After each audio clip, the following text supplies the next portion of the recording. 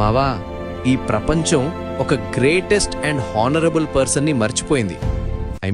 తెలిసిన వాళ్ళు మర్చిపోయారు. అండ్ చాలామందికి అతని ఎవరో కూడా అస్సలు తలేదు. కానీ అతని గురించి అందరూ తెలుసుకోవాలి. అతని పేరే జీడి నాయుడు మావా. ఇతను 1893 తమిళనాడులో జన్మించాడు. అండ్ జీడి నాయుడుకి చదువు లేదు.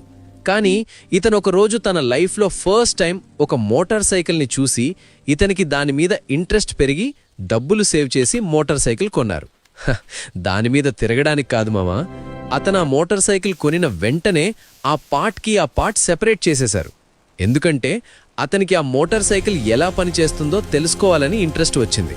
అండ్ ఇక్కడితో అతని జర్నీ స్టార్ట్ అయింది. అండ్ మన భారతదేశంలో ఎలక్ట్రిక్ మోటార్ని ఇంకా అడ్వాన్స్డ్గా తయారు చేశాడు.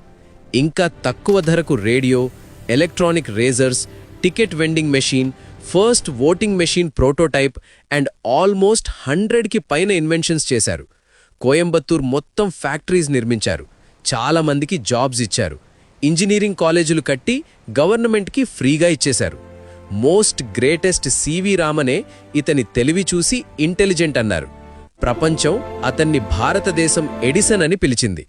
అయినా కూడా చాలామంది ఇండియన్స్కి అతని పేరు తెలీదు. అండ్ ఈ వీడియోని ఎంతమందికి వెళితే అంతమందికి షేర్ చేయండి. జీడి నాయుడు గురించి అందరికీ తెలియాలి.